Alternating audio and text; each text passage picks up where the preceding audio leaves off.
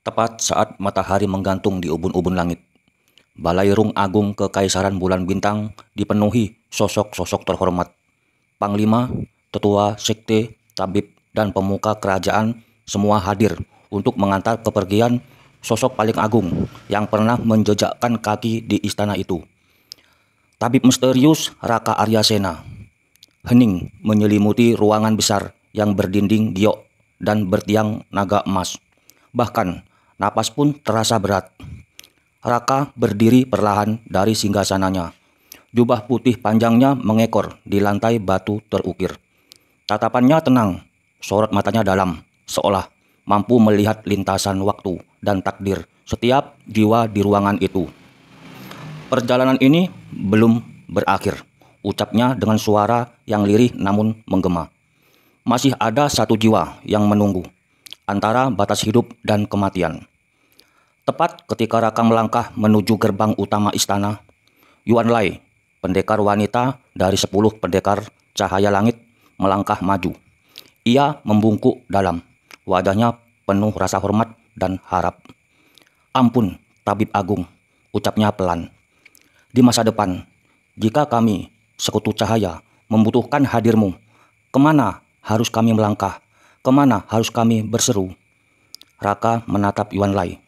Sorot matanya sejenak terasa seperti memanggil cahaya langit. Ia pun menjawab, "Ada 2 jalan. Pertama, bila dalam keadaan genting, Panglima Sinho dapat memanggilku lewat ritual suci pemanggil dewa, yang hanya bisa dilakukan oleh murid resmi Sekte Surya Langit. Kedua, bila tak ada cara lain, temuilah aku di tempat asal para bintang menunduk, di puncak Gunung Kabut 7, Sekte Lembah Surgawi." Para tabib, pendekar, bahkan sang kaisar sendiri mencatat nama itu dalam hati mereka. Lembah Surgawi, tempat di mana legenda dilahirkan dan ditutup. Raka Aryasena pun meninggalkan istana dengan langkah tenang. Di belakangnya, rombongan Sekte Kapak Hitam juga bersiap berpamitan. Di gerbang utama, mereka semua berhenti. Jenderal Wu Lian dan pendekar wanita Su Lian berdiri di sisi barat. Raka menoleh dan mengangguk ringan. Tak ada kata yang perlu diucapkan antara para pengembara yang mengerti beban jalan sunyi. "Berpisah di jalan cahaya bukan akhir dari takdir," ucap Jenderal Wu. "Kami akan berjalan di dunia bawah, tapi arah hati kami tetap pada langit." Raka tersenyum samar dan melanjutkan langkahnya. Namun, yang belum diketahui Raka, Sekte Lembah Surgawi bukan sekadar sekte biasa. Ia adalah penjaga kutub utara dan memiliki ikatan darah dengan Sekte Selatan, yang selama ini dipimpin oleh para tetua yang nyaris dihancurkan karena kesalahan besar mereka.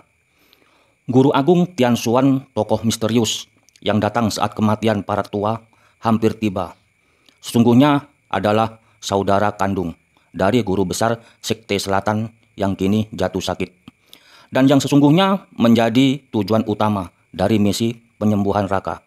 Namun Raka belum membiarkan mereka bicara, entah karena ia sudah tahu atau karena ia belum siap membuka satu lembar lama dari sejarah dirinya.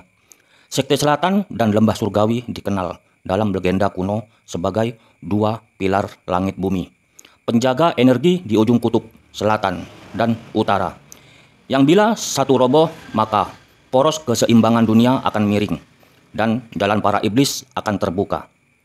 Maka tanpa sadar, perjalanan Raka kini bukan lagi soal menyembuhkan, melainkan menjaga keseimbangan seluruh tatanan dunia.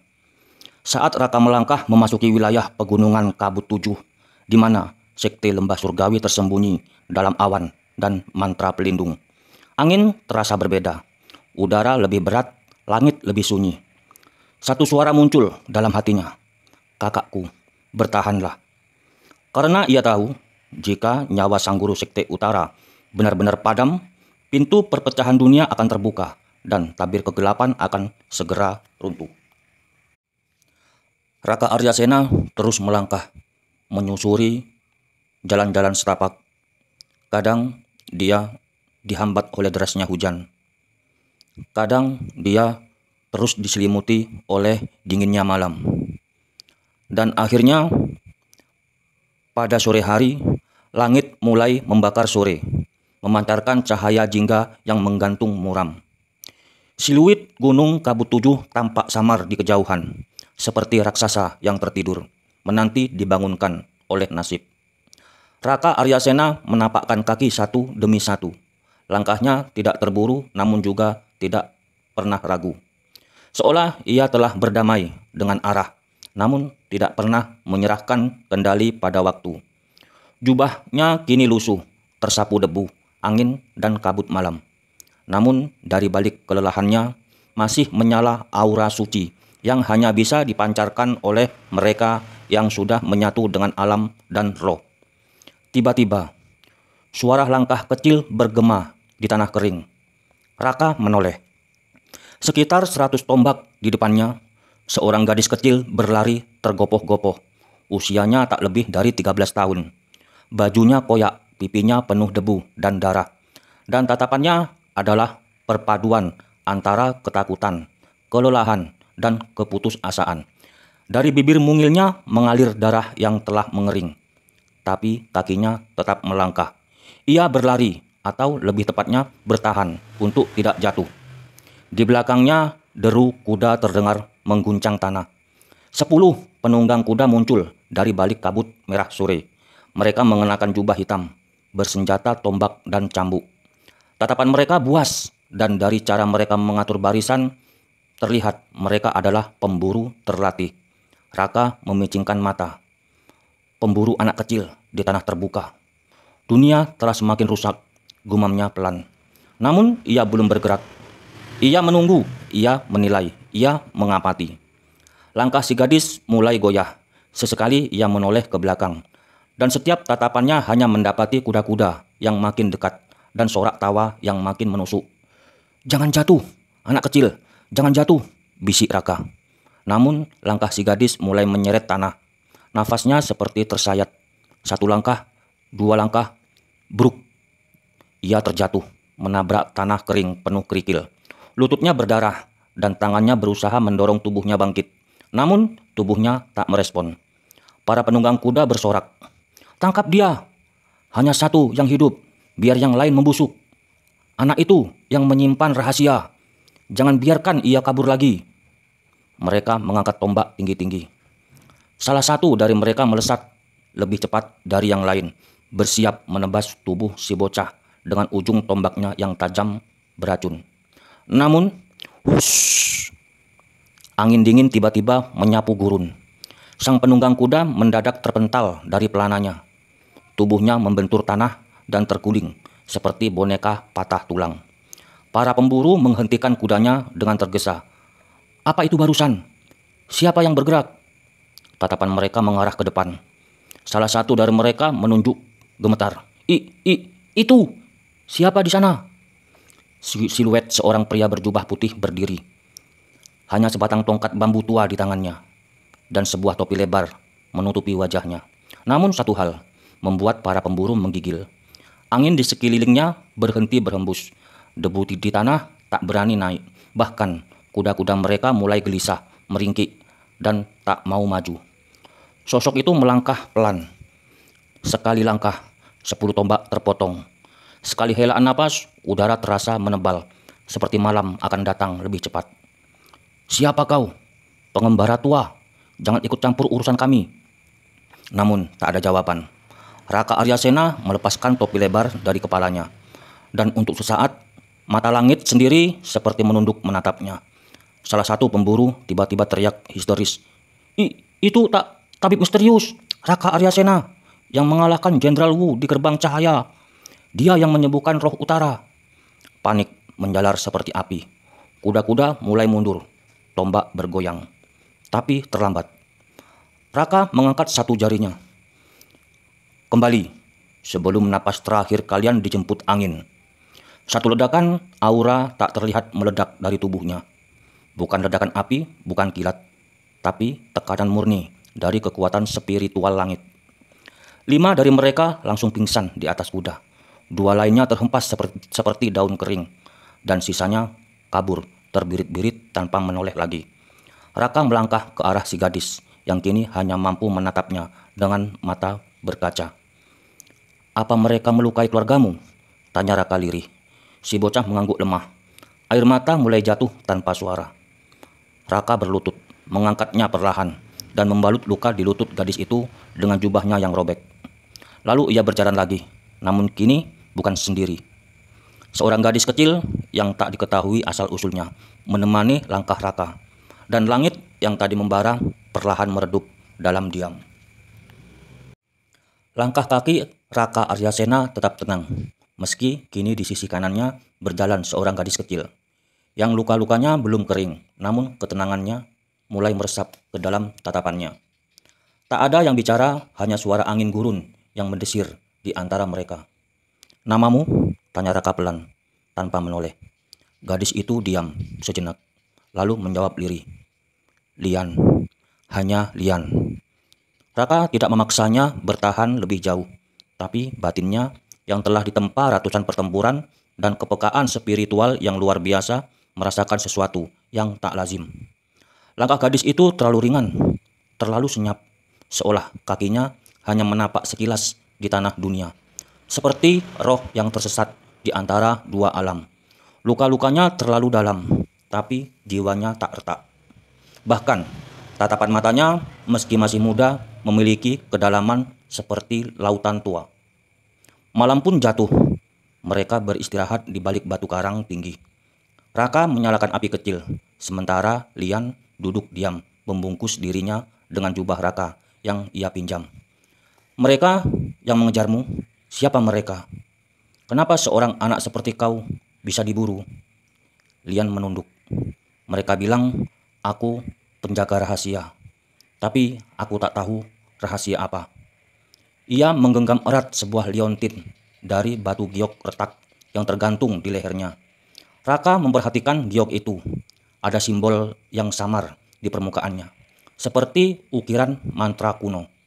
Dan di tengah retakan memancar cahaya samar berwarna ungu keperakan.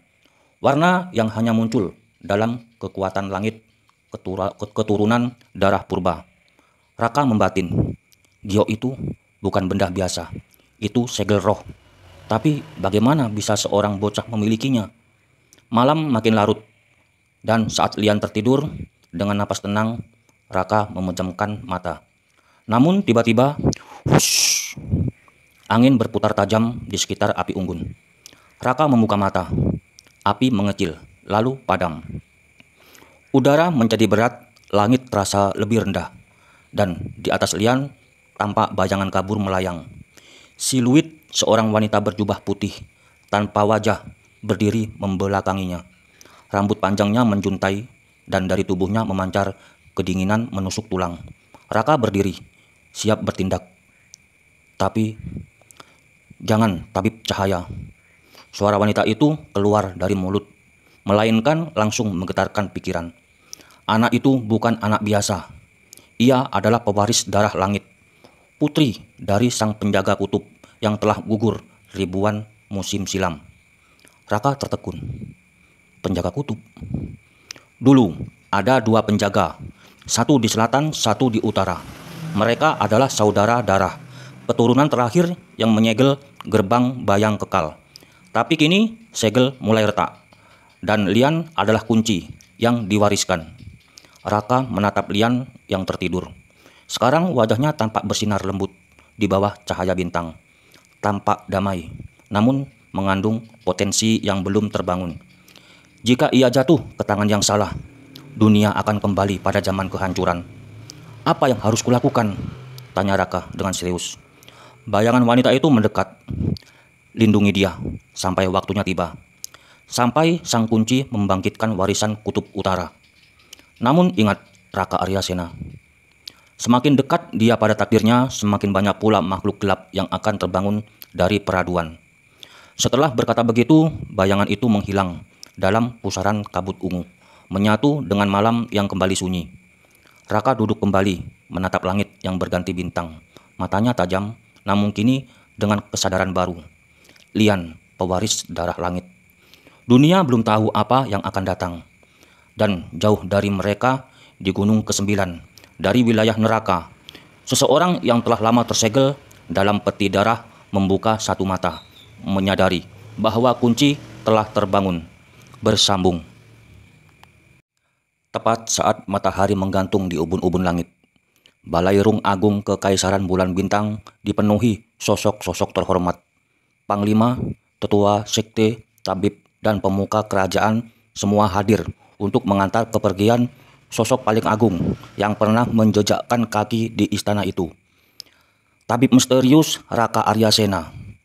Hening menyelimuti ruangan besar yang berdinding giok dan bertiang naga emas.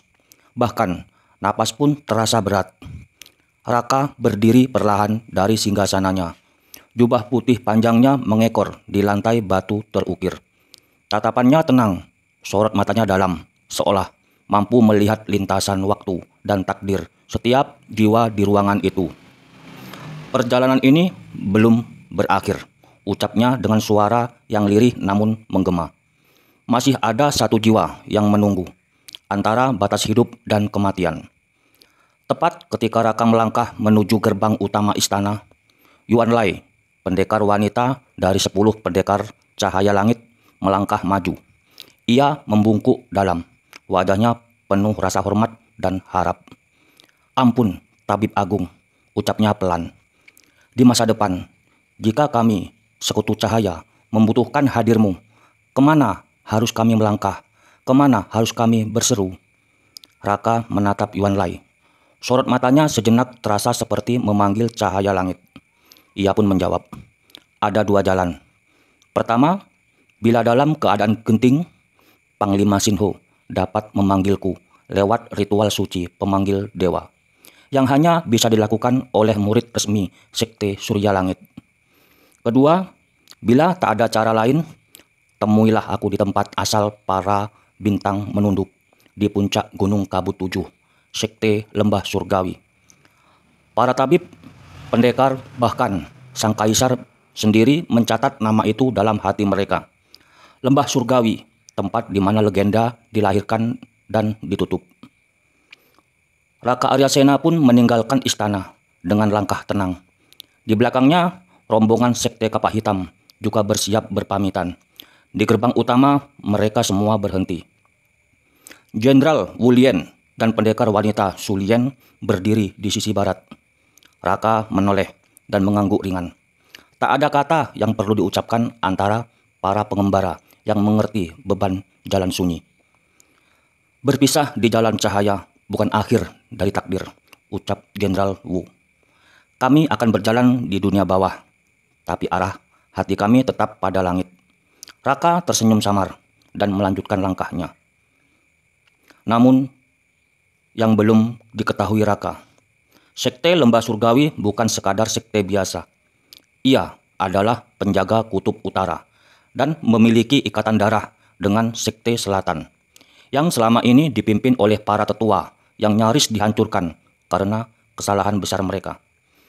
Guru Agung Tian Xuan, tokoh misterius yang datang saat kematian para tetua hampir tiba, sesungguhnya adalah saudara kandung dari guru besar Sekte Selatan yang kini jatuh sakit, dan yang sesungguhnya menjadi tujuan utama dari misi penyembuhan Raka.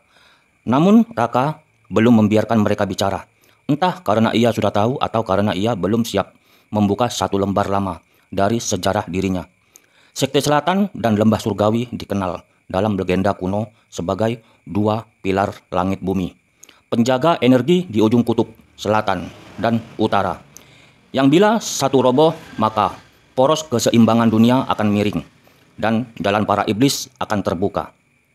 Maka tanpa sadar, perjalanan Raka kini bukan lagi soal menyembuhkan, melainkan menjaga keseimbangan seluruh tatanan dunia. Saat Raka melangkah memasuki wilayah pegunungan Kabut 7, di mana Sekte Lembah Surgawi tersembunyi dalam awan dan mantra pelindung, angin terasa berbeda, udara lebih berat, langit lebih sunyi. Satu suara muncul dalam hatinya, "Kakakku, bertahanlah." Karena ia tahu, jika nyawa sang guru Sekte Utara benar-benar padam, pintu perpecahan dunia akan terbuka dan tabir kegelapan akan segera runtuh.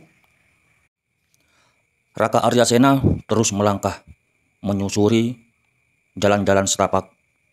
Kadang dia dihambat oleh derasnya hujan.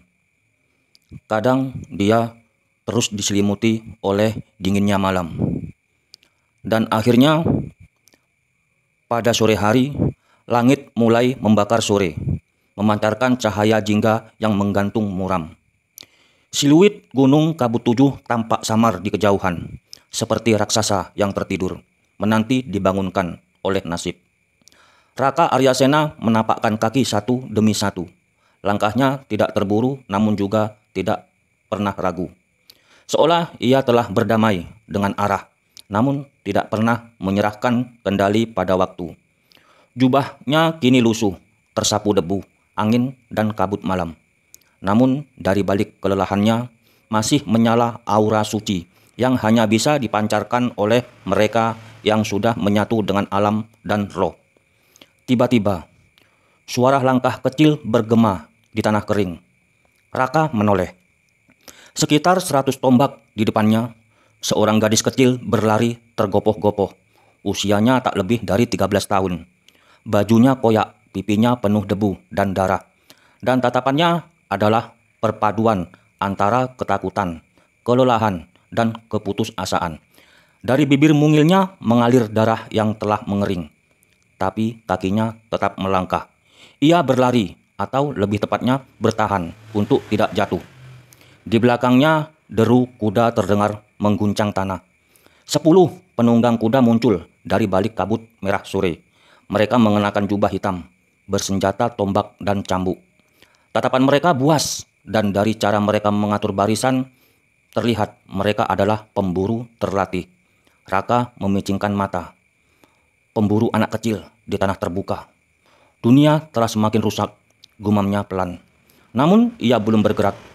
Ia menunggu, ia menilai, ia mengamati. Langkah si gadis mulai goyah.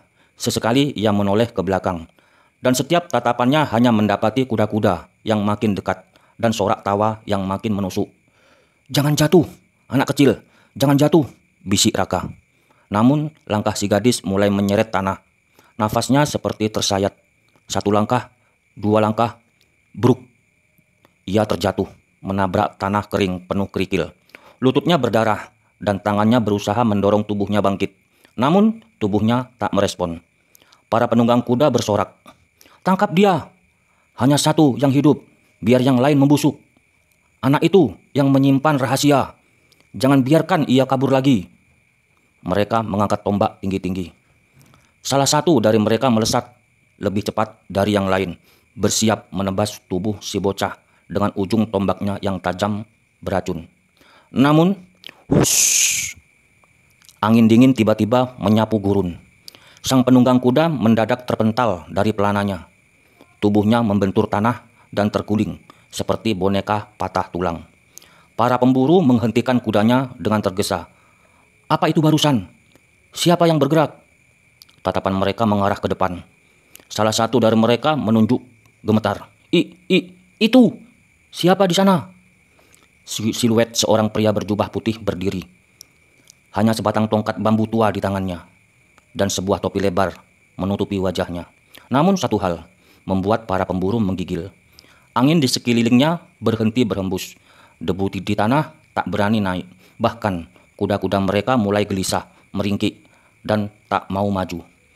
Sosok itu melangkah pelan. Sekali langkah, 10 tombak terpotong. Sekali helaan napas, udara terasa menebal, seperti malam akan datang lebih cepat. "Siapa kau? Pengembara tua, jangan ikut campur urusan kami." Namun tak ada jawaban. Raka Aryasena melepaskan topi lebar dari kepalanya. Dan untuk sesaat, mata langit sendiri seperti menunduk menatapnya. Salah satu pemburu tiba-tiba teriak histeris. Itu tabib misterius, Raka Aryasena, yang mengalahkan Jenderal Wu di gerbang cahaya. Dia yang menyembuhkan roh utara." Panik menjalar seperti api. Kuda-kuda mulai mundur. Tombak bergoyang. Tapi terlambat. Raka mengangkat 1 jarinya. "Kembali, sebelum napas terakhir kalian dijemput angin." 1 ledakan, aura tak terlihat meledak dari tubuhnya. Bukan ledakan api, bukan kilat. tapi tekanan murni dari kekuatan spiritual langit. 5 dari mereka langsung pingsan di atas kuda. 2 lainnya terhempas seperti daun kering, dan sisanya kabur terbirit-birit tanpa menoleh lagi. Raka melangkah ke arah si gadis yang kini hanya mampu menatapnya dengan mata berkaca. "Apa mereka melukai keluargamu?" tanya Raka lirih. Si bocah mengangguk lemah. Air mata mulai jatuh tanpa suara. Raka berlutut, mengangkatnya perlahan, dan membalut luka di lutut gadis itu dengan jubahnya yang robek. Lalu ia berjalan lagi, namun kini bukan sendiri. Seorang gadis kecil yang tak diketahui asal-usulnya menemani langkah Raka, dan langit yang tadi membara perlahan meredup dalam diam.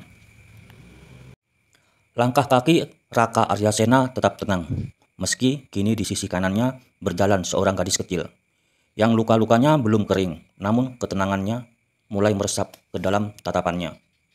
Tak ada yang bicara, hanya suara angin gurun yang mendesir di antara mereka. "Namamu?" tanya Raka pelan, tanpa menoleh.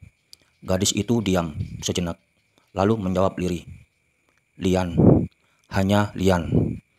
Raka tidak memaksanya bertahan lebih jauh, tapi batinnya yang telah ditempa ratusan pertempuran dan kepekaan spiritual yang luar biasa merasakan sesuatu yang tak lazim.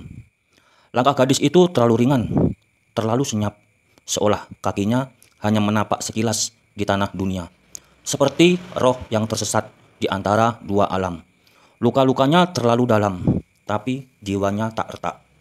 Bahkan, tatapan matanya meski masih muda memiliki kedalaman seperti lautan tua. Malam pun jatuh. Mereka beristirahat di balik batu karang tinggi. Raka menyalakan api kecil, sementara Lian duduk diam membungkus dirinya dengan jubah Raka yang ia pinjam. "Mereka yang mengejarmu, siapa mereka? Kenapa seorang anak seperti kau bisa diburu?" Lian menunduk. "Mereka bilang aku penjaga rahasia, tapi aku tak tahu rahasia apa." Ia menggenggam erat sebuah liontin dari batu giok retak yang tergantung di lehernya. Raka memperhatikan giok itu. Ada simbol yang samar di permukaannya, seperti ukiran mantra kuno. Dan di tengah retakan memancar cahaya samar berwarna ungu keperakan. Warna yang hanya muncul dalam kekuatan langit keturunan darah purba. Raka membatin, giok itu bukan benda biasa. Itu segel roh. Tapi bagaimana bisa seorang bocah memilikinya? Malam makin larut, dan saat Lian tertidur dengan napas tenang, Raka memejamkan mata. Namun tiba-tiba, hush, angin berputar tajam di sekitar api unggun. Raka membuka mata. Api mengecil, lalu padam. Udara menjadi berat, langit terasa lebih rendah, dan di atas Lian tampak bayangan kabur melayang. Siluet seorang wanita berjubah putih tanpa wajah berdiri membelakanginya. Rambut panjangnya menjuntai dan dari tubuhnya memancar kedinginan menusuk tulang. Raka berdiri, siap bertindak. Tapi, "Jangan, tabib cahaya." Suara wanita itu keluar dari mulut, melainkan langsung menggetarkan pikiran. Anak itu bukan anak biasa. Ia adalah pewaris darah langit, putri dari sang penjaga kutub yang telah gugur ribuan musim silam. Raka tertekun. Penjaga kutub? Dulu ada 2 penjaga, satu di selatan, satu di utara. Mereka adalah saudara darah, keturunan terakhir yang menyegel gerbang bayang kekal. Tapi kini segel mulai retak, dan Lian adalah kunci yang diwariskan. Raka menatap Lian yang tertidur. Sekarang wajahnya tampak bersinar lembut di bawah cahaya bintang. Tampak damai, namun mengandung potensi yang belum terbangun. Jika ia jatuh ke tangan yang salah, dunia akan kembali pada zaman kehancuran. "Apa yang harus kulakukan?" tanya Raka dengan serius. Bayangan wanita itu mendekat. "Lindungi dia sampai waktunya tiba. Sampai sang kunci membangkitkan warisan kutub utara." Namun ingat, Raka Aryasena, semakin dekat dia pada takdirnya, semakin banyak pula makhluk gelap yang akan terbangun dari peraduan. Setelah berkata begitu, bayangan itu menghilang dalam pusaran kabut ungu, menyatu dengan malam yang kembali sunyi. Raka duduk kembali, menatap langit yang berganti bintang. Matanya tajam, namun kini dengan kesadaran baru. Lian, pewaris darah langit. Dunia belum tahu apa yang akan datang. Dan jauh dari mereka, di Gunung Kesembilan, dari wilayah neraka, seseorang yang telah lama tersegel dalam peti darah membuka satu mata, menyadari bahwa kunci telah terbangun, bersambung.